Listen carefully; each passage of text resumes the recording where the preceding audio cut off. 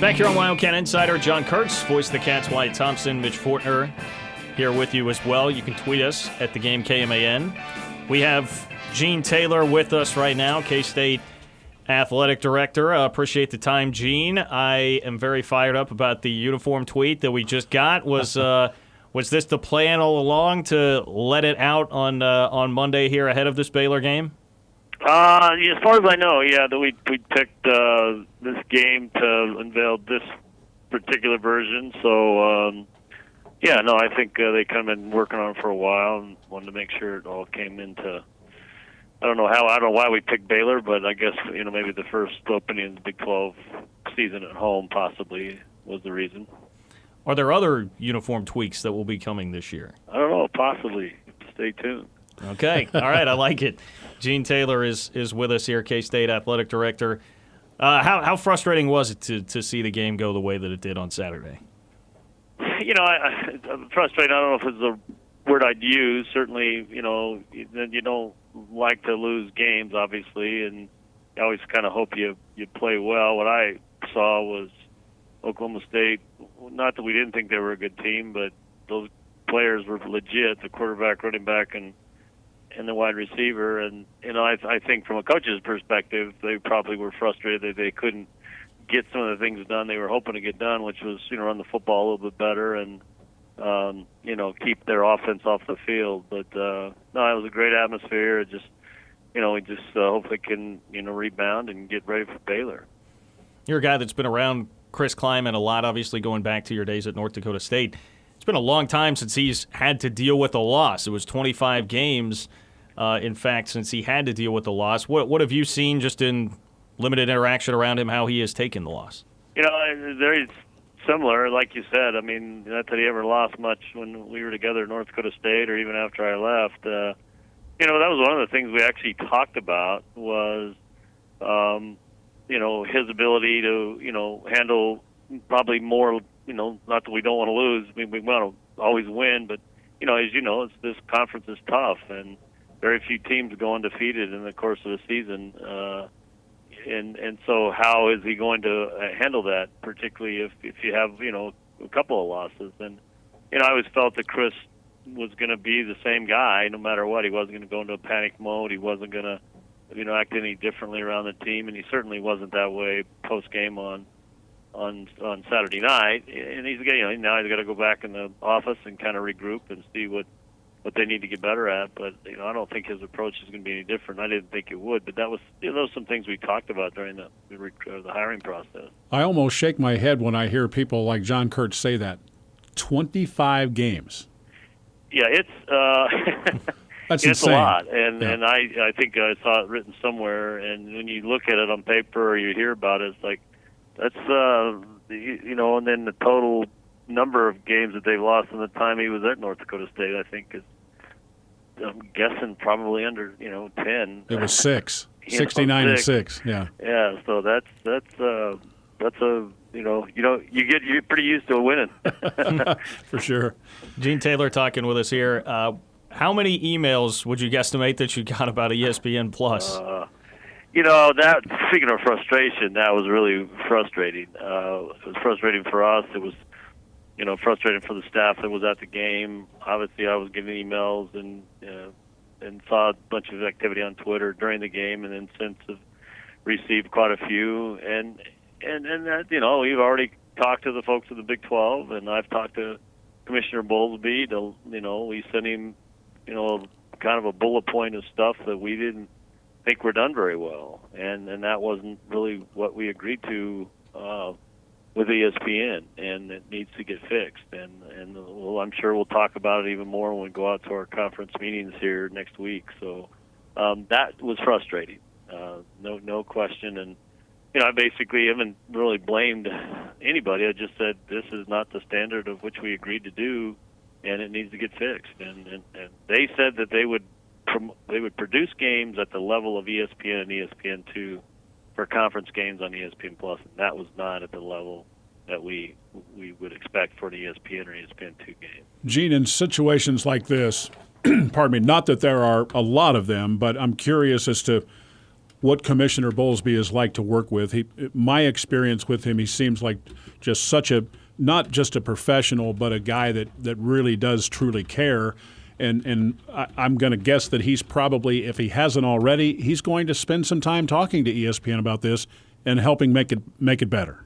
There's no question, and that's exactly his approach. And he doesn't get defensive. He doesn't try to defend either the conference office or ESPN. He knows, being that he's been in this chair before as an AD, he understands, kind of what we face from our fan base when something of this magnitude doesn't go as well. And so he said he was already planning on talking to the folks at ESPN certainly this week. And matter of fact, I think you mentioned that somebody from ESPN will be at our conference meetings next week, so we can have those conversations. But it was really disappointing, and I feel awful for our fans that wanted to watch and that paid the money and couldn't get for those that could get the stream, couldn't get the quality that they deserved. And that's something that we'll definitely talk about. Gene Taylor talking with us on Wildcat Insider.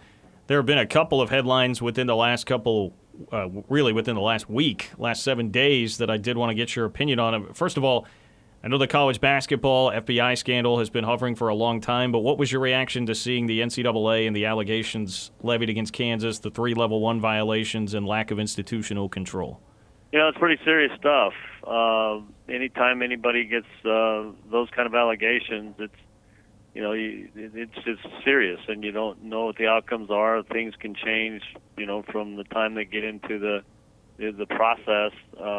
But usually when they come out with that number of allegations and those serious ones, that they're not going to back down very easily. And so it's going to be a long process, for KU to get through it.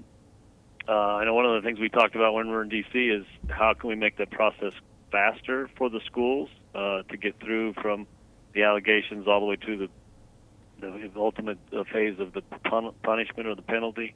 North Carolina's was 7 years and Ole Miss's was 8 years. I mean, those kind of things have to get better, and I think that's the push from the NCAA to get through those processes quicker. But it's pretty serious, and it's we got to get it fixed, and however we fix it is going to be critical for college basketball, really for every college sport, in my opinion. Yeah, another thing I saw just today, the Fair Pay to Play Act was signed in California by the governor there. So basically, it's just making it illegal for schools to prevent an athlete from earning money by selling the rights to their name, likeness, et cetera, to outside bidders. What kind of impact do you foresee that having on college athletics? I think it's interesting, and certainly we always get nervous in our institutions that states are beginning to pass laws that affect us as a body. We have a body that's called the NCAA. We are all members of the NCAA to manage those things for us, and we've done some things very well the last few years. It took us a while to get there. The cost of attendance, feeding them when we need to. Those are all good decisions, and I'm sure we'll come up with something. Now, what we're going to have to come up with is something that can keep all 50 states from coming up with their own legislation that we would have to live with. And I think that was President Emmert's comments to California. The governor was like, look, let us do this. We get your message. We will fix it, but we have to fix it within the fairness of all the various institutions at the Division I level. And we will. We'll come up with something. But if you think about it, how many actual athletes per team are really going to benefit from this? It's not like you're going to have 100 players out there getting endorsements from. There's going to be 1 or 2, maybe 5 players on a football team, maybe 1 or 2 on a basketball team. Mm-hmm. And then they talk jersey sales. People think, well, they're going to get $100 for every jersey. They're not. They're going to get pennies. So I think people have to kind of take a step back and find out how this really is going to be impacting individual programs. And we'll come up with something. We have to, and what that is it still has to stay within the fairness of from recruiting to competition to even within their own teams. How does the school manage that? Gene, just for my own personal reference here, you expected that to pass in California, did you not? Yeah, there was. Yeah. We did. When it was not a surprise, obviously, when it passed. We thought it might get a little more discussion once they were in the committees and stuff. But once we knew the governor was going to sign it, and that wasn't even an issue. But, again, if we don't, say we pass something but the California legislative folks don't like it, then, we pass something as an NCAA, a group that we all agree with to say, hey, this is what we're going to live with.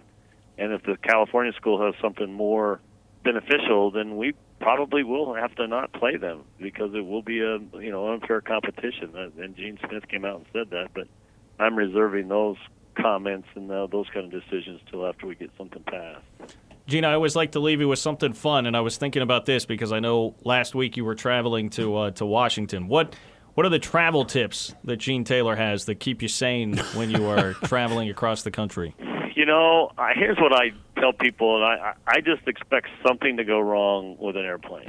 You're going to be late, you're going to be delayed, you're going to be weather, and if you go into kind of with that attitude of something, if a flight takes off on time and lands on time, then it's a bonus. But if I don't do that, if I get really frustrated, then in my mind I'm like, okay, what if this plane doesn't take off on time? What if it gets delayed? What are my options? And if I do that, then I might frustrate. And I, read and put my headphones on and watch a movie. Okay. Not bad. Gene, we appreciate the time as always. Thanks for coming on, and we'll talk to you soon. Take care, guys. Thank you. There's K-State AD Gene Taylor with us here on Wildcat Insider. When we come back, we'll get into the Baylor Bears. Vegas has K-State as an early favorite. How tough of a game will this be on Saturday? You're listening to Wildcat Insider.